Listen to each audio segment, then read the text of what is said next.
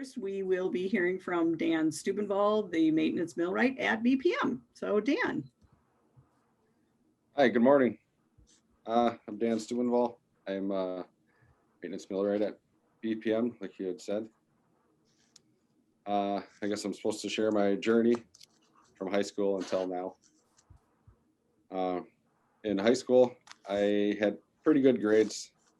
My idea of my profession that I was going to be doing in the future was going to be some sort of a businessman, I guess. That just appealed to me. I was good at school, like numbers.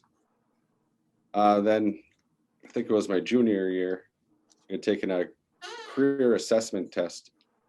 I'd have to say about 90% of the career suggestions had to do with manufacturing. That was pretty shocking to me. That's not something I ever imagined I'd be doing.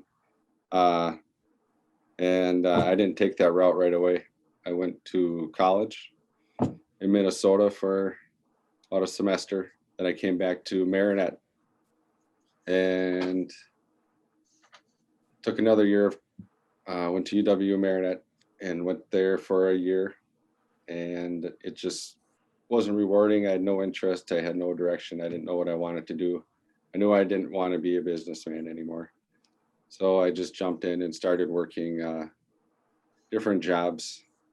Worked in restaurants, worked in retail, got a job at a warehouse, and then eventually I got married and I decided I should probably get a better paying job.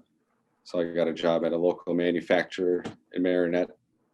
And when I went in there for my interview, I was just amazed by all the moving parts and everything. I didn't know anything really existed like that before.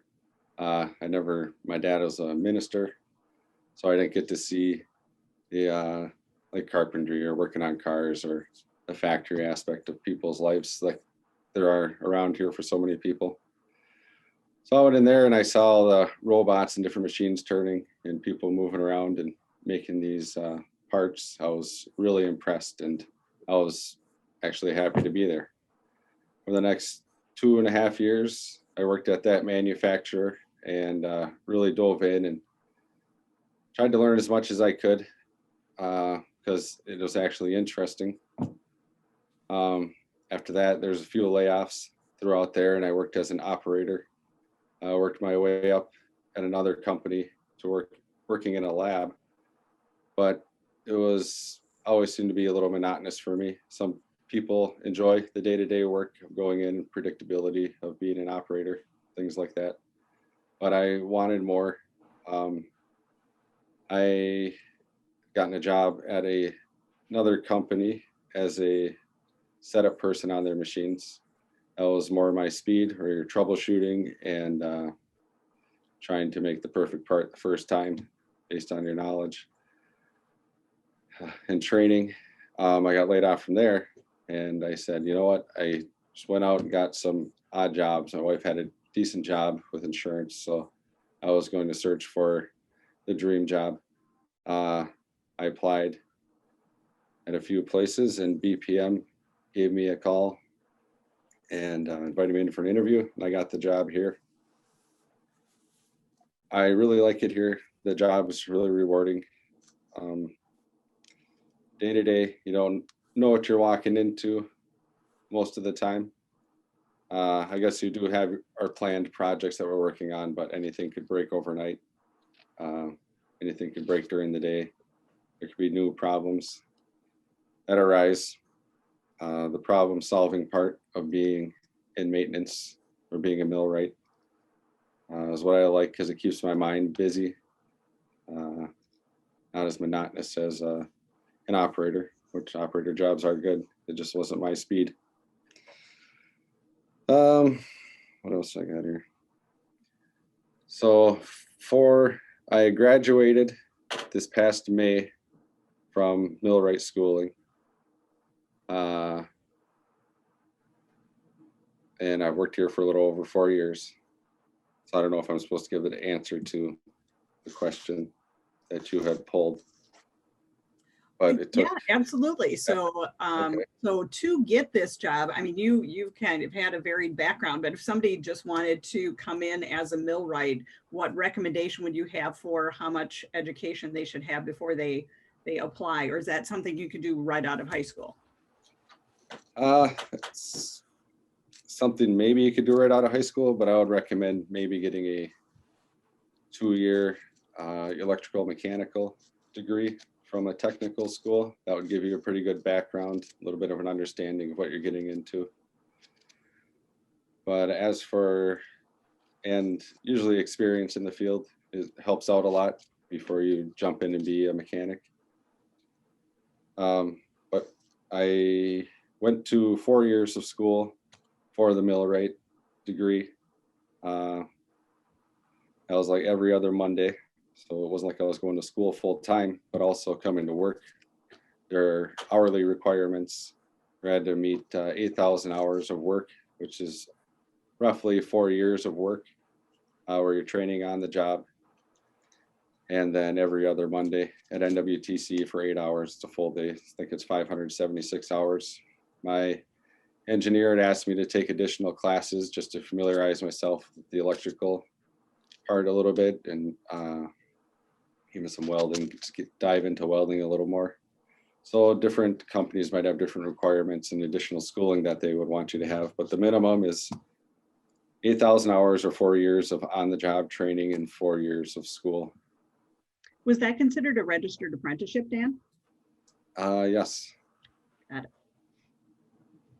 Yeah, I was registered with the state of Wisconsin through their Bureau, what is it called? Maybe Department of Workforce Development. Yeah, maybe Department of Workforce Development or the apprenticeship So board. it's possible for a student to have a position like this and continue working on their education and have that paid for by the company, is what I'm hearing. Yes, it is. They paid for my schooling. They paid my wages while I was in school. All right. So do you have any advice for students about, you said that you didn't come from a background of manufacturing, so you really didn't know what it was about until you walked in the door, really to do your interview. So what recommendation might you have for a high school student who just kind of doesn't know what they want to do with themselves after they graduate? I'd say get some experience. Factory is a really good job. That'd be a good place to get into, in my opinion. Maybe that's the step I should have taken, but I'm pretty happy with where my life is right now. It pays well.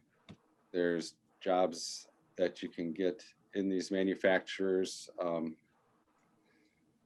that are rewarding. A lot of companies will pay for schooling while you're working for them, but then they'll require you to remain at the job for a while afterwards. I know someone had gotten a nursing degree while they were working as a machine operator because there was a nursing position at a company I was at. They were willing to pay that person's nursing schooling. So there's a lot of different avenues. I mean, if you want to be an accountant, there's accountant jobs at most manufacturers. So company could pay for you your accounting schooling while you're an operator. So there's a lot of different avenues, a lot of different benefits to working in a manufacturer. All right. So I'll have Allison check the chat and see if we have any questions. If you do have any questions, it would be great for you to put that into the chat. But what is the most fun part of your job, Dan? Most fun part of my job is solving the puzzles, solving the problems that are around here to every day. Every day you come in, there's something different. I like the variety. I think that's the coolest and most rewarding part is you find a problem and you fix the problem. You solve the problem. There could be 10 different moving parts on a machine or a specific part of a machine, and you got to narrow it down a lot of the times to the one part that's failing and kind of finding your way through that maze or a blueprint. I like that challenge.